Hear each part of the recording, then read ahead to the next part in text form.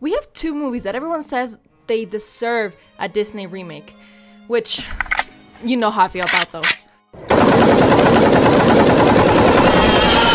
But also that the movies are a lot better than people remember, and that, you know, some people talk about, especially recently more than nowadays, they've been getting a lot of attention. It has a sort of cult following. I've seen mixed reviews on both and on either side of the spectrum. That's autism. Anyway, but before going to my personal all-time favorite, we go to one that was a first and a change for Disney. It focused more on action and started moving away from the musicals that they used to make. One that decided to take a lot of artistic and technical risk. One that was pretty daring to make despite the odds being completely against it. But god damn it, am I glad they made it. Because even people I've shown it to remember it as boring and then gave it a shot and then they liked it. It just proves to me this movie deserved a lot better. And luckily, it has a group of people big enough to keep it remembered. Again, it has a really big cult following. Especially recently, I've seen it get a lot of attention on things like TikTok and, you know, social media. So it's good to know that it has a memory, unlike its civilization. We're talking about Atlantis The Lost Empire.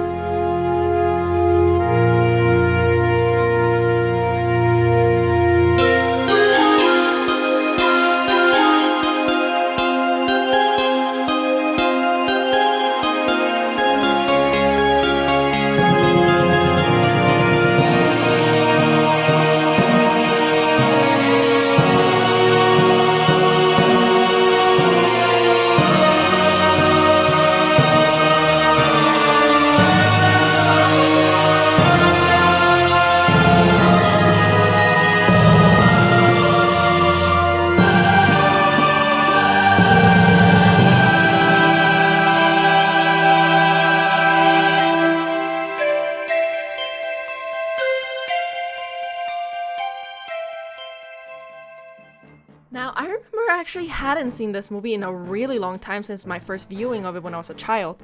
I unfortunately did not have a pirated CD for this one, so I only rewatched it a few times when, you know, it would be aired on TV. And even then, since it wasn't one of Disney's most popular movies, it really wasn't shown that much on TV.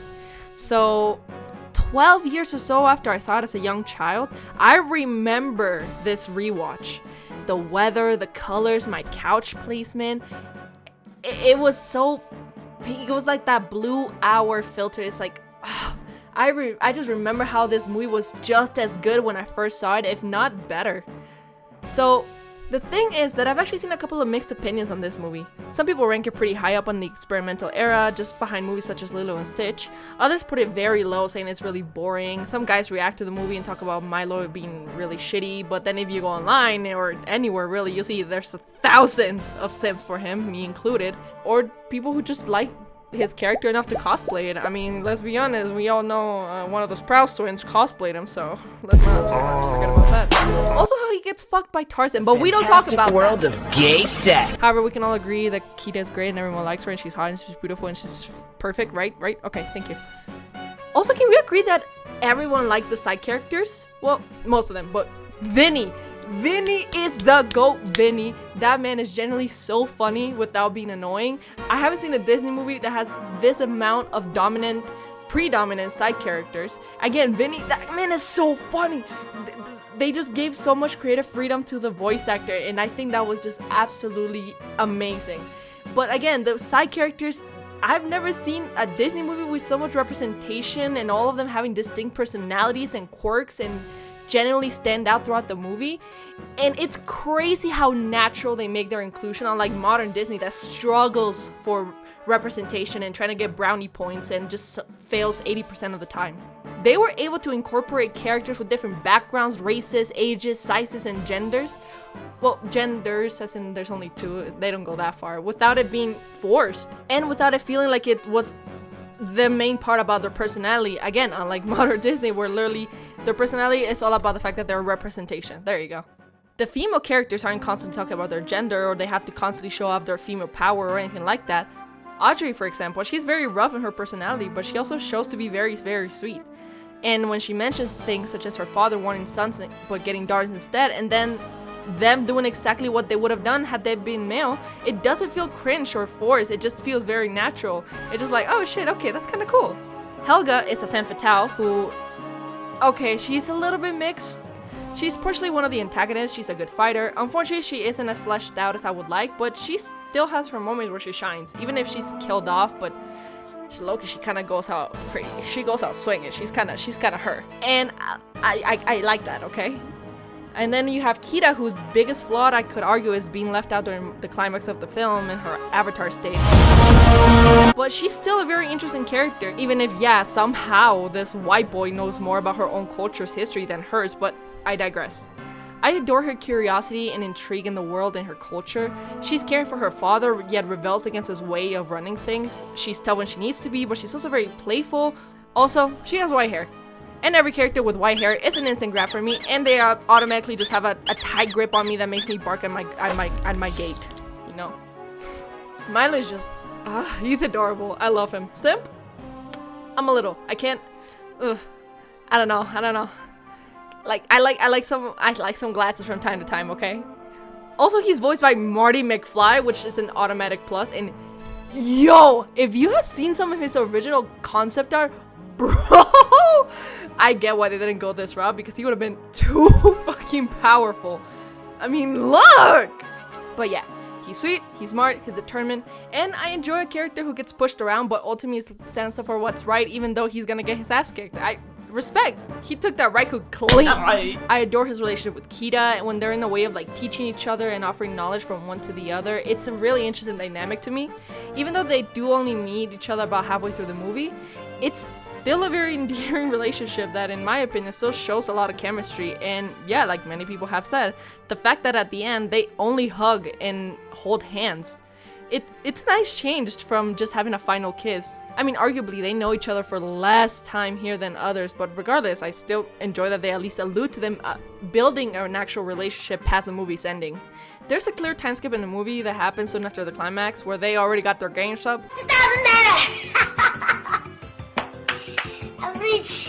So by that time they have spent more time together, and what is assumed that they're actually now in a relationship.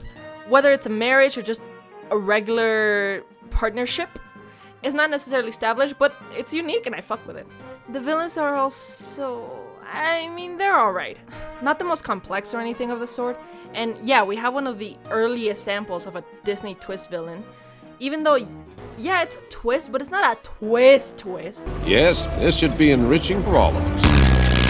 You know? As in, yeah, they're obviously in this thing for money, so obviously Rourke is gonna be the villain, who is not as three-dimensional despite what the creators might be telling you. He's pretty one note in the sense of being a villain fueled by money and greed, who I would say is elevated by the twist because we get to see this other side, and also because I do love how berserk he goes in the climax. That's his death scene is so iconic, I'm not gonna lie. So it does make him a pretty iconic villain. And Helga isn't that much better, even though, yeah, she's gorgeous.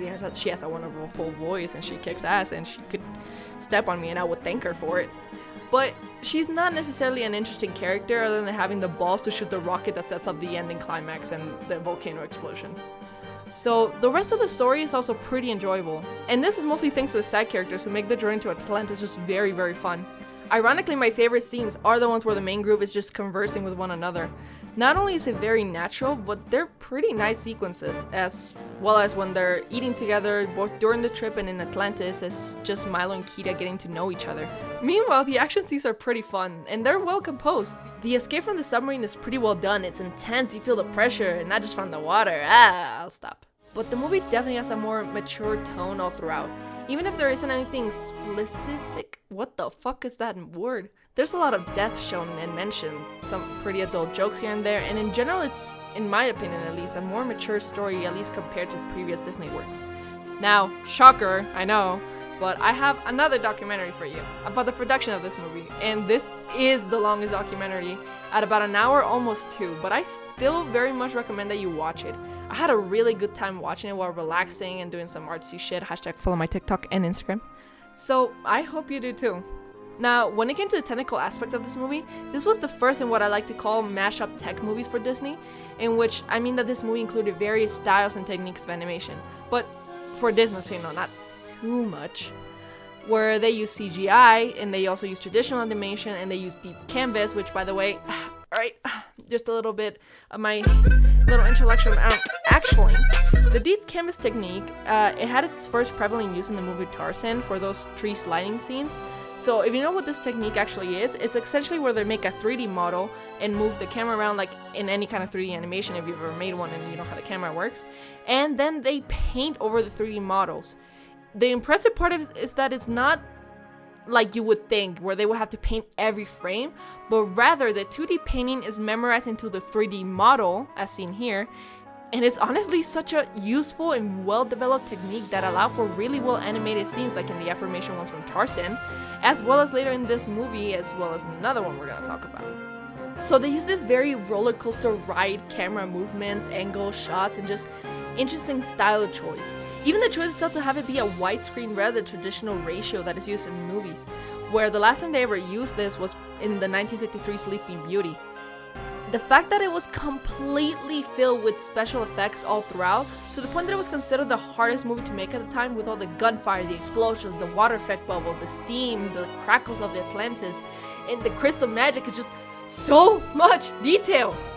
The pull-out shot at the end is one of the most complex shots they have ever made. I don't think even I can properly explain the way it was created. Just Think of Kida and Milo as they're walking up the stone giants are probably about 6 inches big, the characters themselves. They're playing on a set that is about 16 inches big. And as we continue pulling out, we literally go from the equivalent of this 16-inch piece of paper to an 18,000-inch piece of paper. But each piece of paper that made this set is literally 24 inches big or smaller. So you're creating this set that doesn't belong together at all. They're all a bunch of separate pieces that looks like it's living harmoniously together. And that's where scene planner comes in. Scene planner makes that all happen. wow. And all throughout the movie, we see these kind of shots of amazement at these structures and the architecture of Atlantis, which is given so much worthy focus.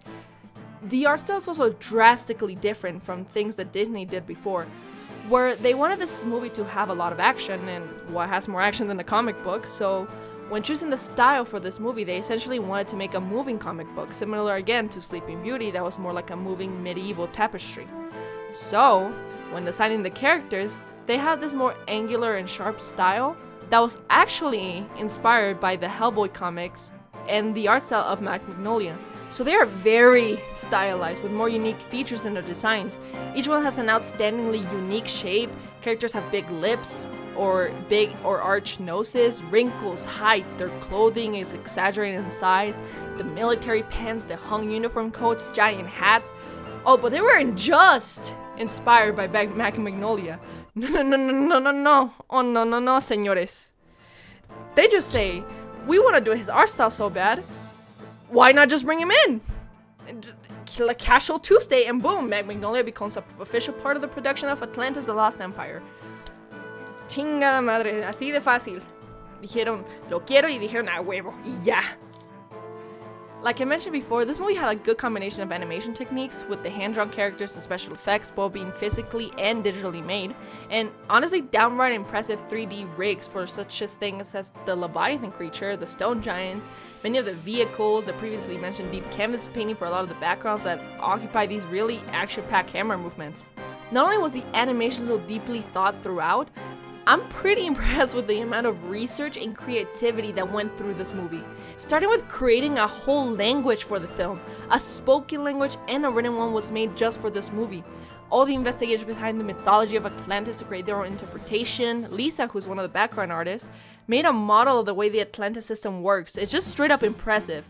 To give the basic idea, they have a bit of leniency with using magic of the crystal to create water, plus the magma from being closer to the center of the earth creates steam, creating oxygen, and creating a way to feed plants. Basically, they made a very large terrarium concept for this movie, and it's just like, wow, what a bad bitch. Perra. And then just the entire section of the architecture of Atlantis, which wanted to be as far away from the stereotypical representation of the Greek columns that is usually associated with Atlantis, which was legit a demand during the production of the movie. As in, like, there was literally, it was like, you cannot use any Greek columns. Like, that's the main thing. So instead, they looked at Mayan and Southeast Asia for the architecture that would inspire Atlantis. And they blended together to give this idea that this was basically like a mother civilization in which everything derived from this one. And that can 100% be seen throughout all of the movie. I absolutely adore the look of Atlantis. And more than anything, I absolutely love the way it looks in ruins. All the giant broken down structures and statues covered in hundreds of plants. And yet they have areas that still prosper and have taken up this very natural and beautiful look for the civilized areas. It's just so gorgeous, like honestly. Mwah. I can imagine how it would feel walking around this area, and it's downright peaceful. Let me tell you, I have that talent, aka autism. But it's because of the way this movie handles colors so amazingly, so great, so perfectly. And I mean in the entirety, because you have the blues of Atlantis or the ocean during the beginning of the exploration, you have the darkness of Miles' apartments, the glow of Mr. Whitmore's tank, the crystals, the clothes, the lines that go throughout all of Atlantis. It's just, what an amazing use of blue in this movie to accentuate it. It is just so perfect. And that is not to mention the many ideas they originally had for this film. At first, they came across the issue of making too many sequences previous to actually reaching Atlantis. The movie was a monster parade at first, having idea after idea of creatures that would be an obstacle, giant bugs, floating jellyfishes, lava whales, which even though they were originally cut, they were later added on to the sequel, as well as the original introduction scenes that were fully animated for the film, which was essentially cut just to make the version with Kida as a child, so that it would make a better callback once you actually meet her as an adult, and to make you care about her by the time we actually meet her. Even though the alternative was to give more power to the Shepherd's Journal, yeah, I think in the end they made the right choice. But funny enough, the Viking at the beginning that kind of resembles Thor was later brought on in for the sequels. All of the beautiful designs they settled for in the architecture and the creatures and the machinery, they brought people from Men in Black and Jurassic Park to design some of the Leviathan and submarines. They were freelancers for the sets, creature designs, and I mean, oh my god, I mean, I know they might not look at it at first glance, but yeah, the designs and the mechanisms and the creatures throughout this movie are just goddamn incredible. Specifically, the title Atlantis and the machinery. I love that they all have these glowing lights throughout all of it. It's just a nice touch that I really adore to give it just some of this science fiction to the mix. They all have these animalistic inspirations to it, which I think it looks just perfect for it.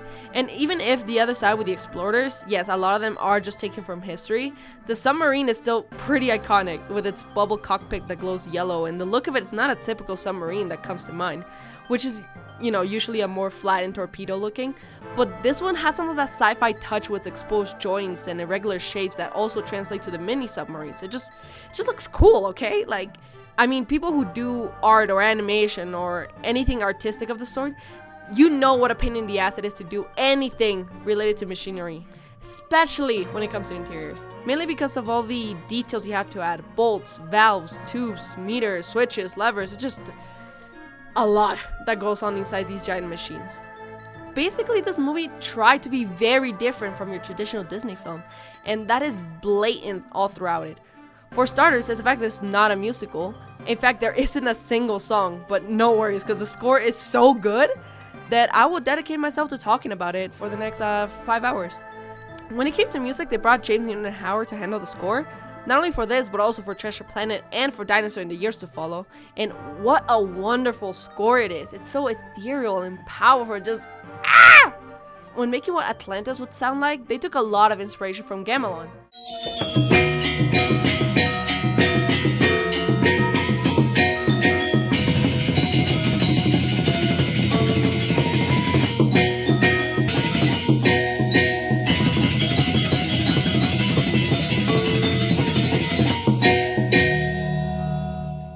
If you pay attention to the score, you can definitely hear the different odd instruments used throughout it.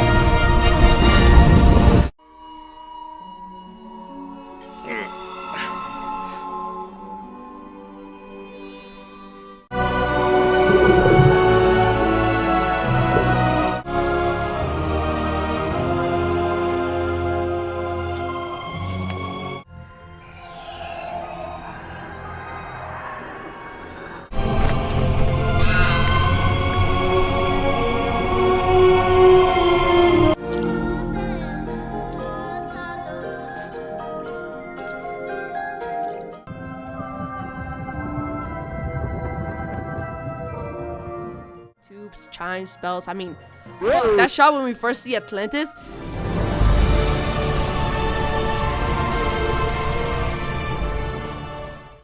Oh, but a bust! And then the scene where Kida becomes the master of the 4 elements with the avatar and Zuko is, you know, trying to chase her.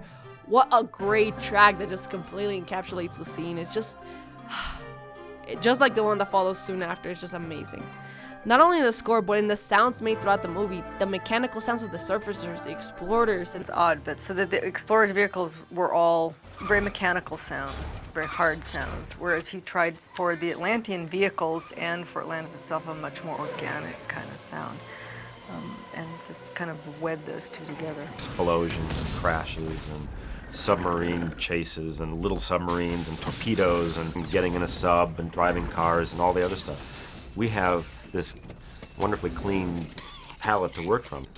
You know, giant stone Atlantean leviathans that chase the submarines. And Atlantis with these more organic sounds that were made, which I know people don't often pay attention to them, but they are curious sounds to say the least. Walking around and handling objects and flying stonefish, and I guess it would be science fiction, although it's really more fantasy. I didn't want to have anything that would sound electrical or part of our world for the Atlantean world. I mean, crystal harmonicas, you're rubbing your finger on a champagne glass and getting that pure glass kind of ringing sound stuff. Just that sound of the plates of stone that really make it the stone giants is really just taking a ceramic pot from the garden store. Like, it satisfies my ear, not in an ASMR way, but it just sounds so nice, like opening up a Snapple type of sound. I haven't even touched the sequel, and this video's already way too long, but briefly, would have been a very interesting show. I love the idea of Kida visiting the surface, and the first story was pretty interesting, even though, yes, it tried to be a pilot to a show. It would have been an okay movie if it focused on that beginning story, but I digress. Yeah, this movie tried very hard to stand out from the rest, visually, musically, storyly, that's not a word. It definitely shows the experimental part of this era of Disney. It didn't want to replicate what Disney had previously done. They did musicals, so they made a full-on action movie without songs. They had a very soft spot style before with like very round and curvy shapes. Boom, they went with a comic and harsh lines and angles. They added in all different kinds of animation, hundreds of special effects. They give us many side characters, all interesting in their own ways, with huge amount of non-problematic and very natural inclusivity. And look, I know that's the bare minimum, but that is kind of a high bar for this piece of shit company. We get a built-up relationship that doesn't end with a kiss, and we end up getting a pretty mediocre movie.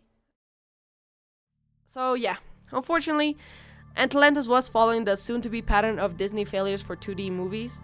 The critics gave it a very mid score, and it was competing against movies like Shrek and Tomb Raider and Dolittle and Fast and Furious, and it was sadly not the box office success that we're hoping for.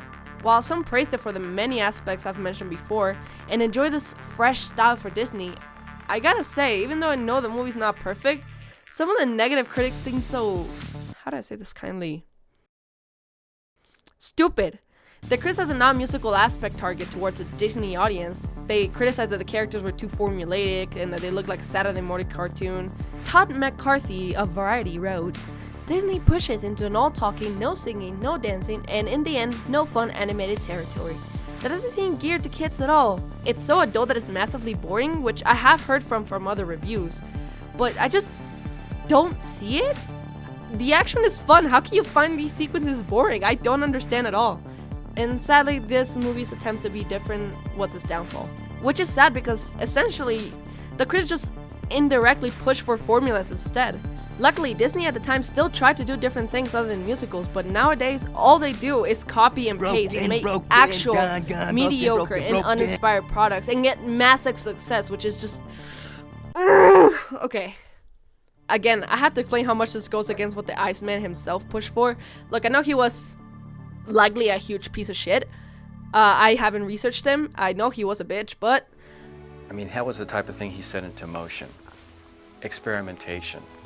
Never duplicating what you've done in the past. Trying out new things. My god! The goddamn wheel of irony. It's insane how much something can drift and twist so far apart from its ideals and become so utterly soulless. But you already knew that. Thankfully, this movie has garnered a lot of recognition nowadays. Sadly, it's mostly because of the simping for some of the characters, which just goes to show how good they were made. Kita, Milo, Helga, Audrey, they all have their respective admiration from communities, which does keep this movie plenty alive. I am very glad about that. And knowing the way reality works for me, as soon as I start editing this video, suddenly Atlantis is going to become very popular and everyone will start talking about it before I even post this. But also so many reviews and analysis and reaction videos around it have already appeared on YouTube before for quite some time now. All talking about the underrated masterpiece that this movie is. About how much good there is around this movie that unfortunately wasn't appreciated at the time of its release. But this movie is a lost classic. I don't know if Disney's biggest lost classic or masterpieces, as the next one is pretty much closer to my heart, but it's a movie that serves so much more than what it got. Where despite how much I absolutely hate Disney live action remakes, to have one for this movie and possibly giving it back the love that it deserves seems like a possibility, as it seemed Disney almost tried to push the movie aside. Kita isn't actually considered a Disney princess despite being a motherfucking queen. Nothing Atlantis theme, at least in my knowledge, was ever really pushed forward. Hell, in the parks they made a Nemo attraction over it, they just try to forget about it. And luckily it doesn't seem like the internet really wants to do that. People still talk about it, people still want to discuss it and expose it to more audiences, which is just such a nice treat. And perhaps it's gonna show that even if being different isn't always gonna work out, it makes you unique and people will notice you and appreciate you for it. But yeah, that's it. Can't wait for the next one. Peace.